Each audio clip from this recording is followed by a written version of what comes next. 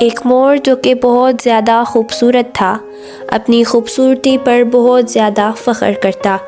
وہ ہر روز اپنے بڑے بڑے پر کھول کر تمام جانوروں کو دکھاتا اور خود کو سب سے زیادہ خوبصورت سمجھتا تھا۔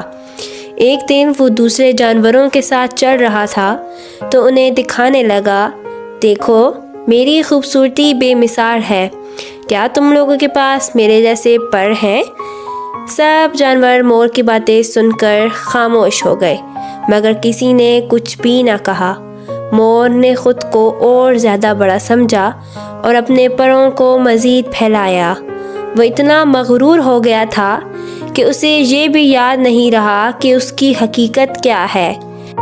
کچھ ہی دنوں بعد مور ایک درخت کے نیچے آرام کرنے کے لیے بیٹھا اور درخت کے سائے میں چھپنے کی کوشش کی، لیکن جب وہ اپنے بڑے پروں کے ساتھ درخت کے نیچے جانے کی کوشش کرتا تو اس کے پر درخت کی ٹہنیوں میں پھنس گئے اور وہ آگے نہیں بڑھ سکا۔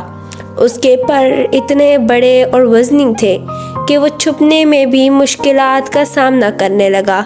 وہ تھک کر بیٹھ گیا اور افسوس کرنے لگا۔